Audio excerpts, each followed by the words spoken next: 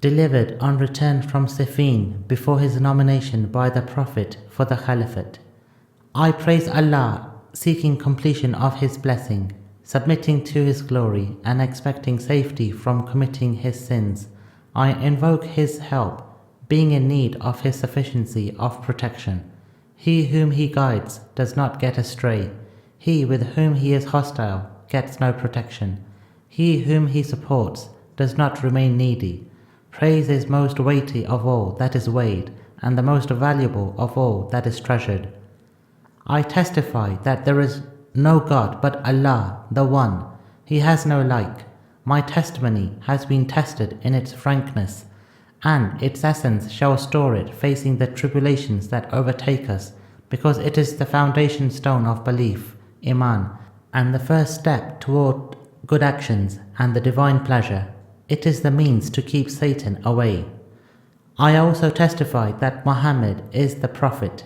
Allah sent him with the illustrious religion, effective emblem, written book, effulgent light, sparkling gleam, and decisive injunctions in order to dispel doubts, present clear proofs, administer warning through signs, and to warn of punishments. At that time, people had fallen in vices, whereby the rope of religion had been broken. The pillars of belief had been shaken.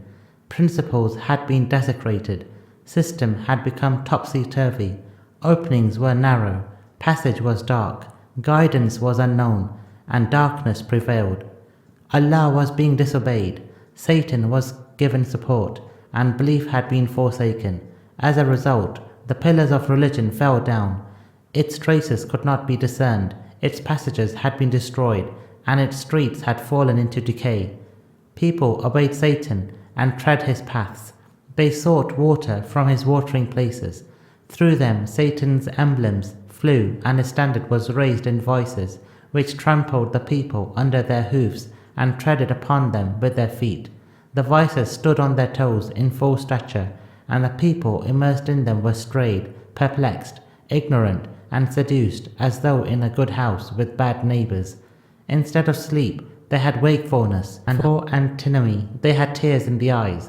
They were a land where the learned were in bridle, keeping their mouths shut, while the ignorant were honored. In the same sermon, Amir al-Mu'mineen referred to Caliphate, the household of the Holy Prophet, as follows: They are the trustees of his secrets, shelter for his affairs, source of knowledge about him, center of his wisdom, valleys for his books, and mountains of his religion. With them, Allah straightened the bend of religion's back and removed the trembling of its limbs. In the same sermon, he spoke about the hypocrites thus: They sowed vices, watered them with deception, and harvested destruction. None in the Islamic community can be taken at par with the progeny of the Prophet, Caliphate. One who was under their obligation cannot be matched with them. They are the foundation of religion and the pillar of belief. The forward runner has to turn back to them, while the follower has to overtake them.